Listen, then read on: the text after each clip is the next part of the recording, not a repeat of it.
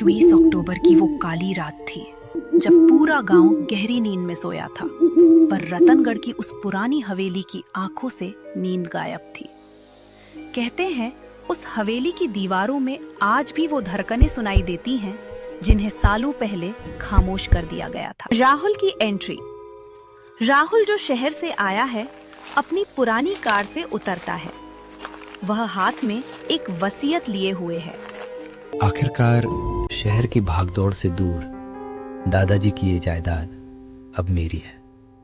पर यहाँ इतनी सड़न क्यों है, जैसे कुछ बहुत पुराना सड़ रहा हो। हवेली के गेट पर एक बूढ़ा आदमी खड़ा है, दीनू काका। उनकी एक आंख सफेद है और वो लगातार मिट्टी खोद रहे हैं। नमस्ते काका, मैं राहुल, अमर सिंह का पोता। आ गए छोटे मालिक। विरासत लेने आए हो या उधार चुकाने? याद रखना बेटा, इस घर की नींव ईंटों से नहीं, वादों से बनी है, और यहाँ की दीवारें कभी भूलती नहीं। राहुल अंदर जाता है। धूल भरी सीढ़ियां, पुरानी तस्वीरें जिनकी आंखें उसे फॉलो कर रही हैं। राहुल सोफे पर बैठता है, तभी पास रखा एक पुराना ग्रामोफोन अपने आप बजने लगता है। ये अपने आप कैसे चला? यहाँ तो बिजली भी नहीं है। अचानक राहुल के फोन पर एक मैसेज आता है, दरवाजा बंद कर लो, वो भूखे हैं। राहुल चौंक जाता है। तभी उसे किचन से पायल की आवाज सुनाई देती है।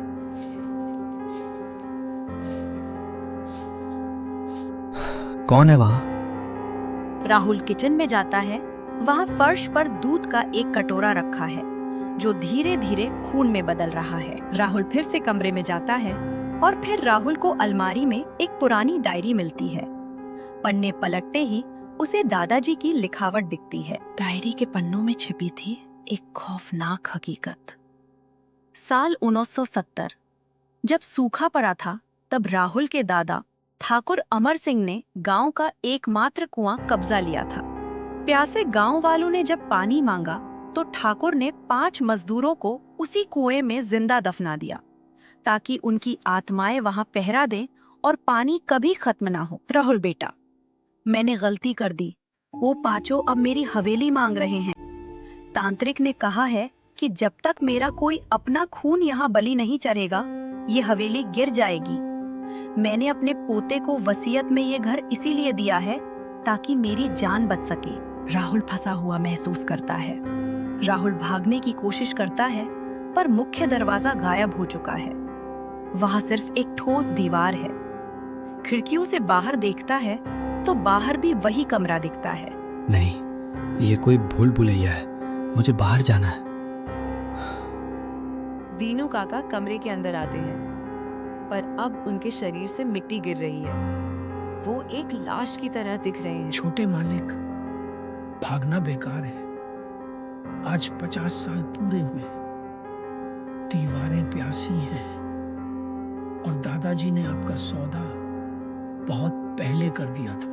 अचानक दीवारों से अनगिनत हाथ निकलते हैं और राहुल को दीवार के अंदर खींचने लगते हैं। राहुल की चीखें धीरे धीरे धीमी पड़ जाती हैं। दीवार पर राहुल की एक तस्वीर उभर आती है जिसकी आंखों से खून बह रहा है। अगले दिन सुबह एक नया कुरियर वाला हवेली के बाहर खड़ा है। वह बेल बजाता है। कोई है? राहुल जी का पार्सल है। अंदर से राहुल की आवाज आती है, दरवाजा खुला है, अंदर आ जाओ, हमें तुम्हारा ही इंतजार था।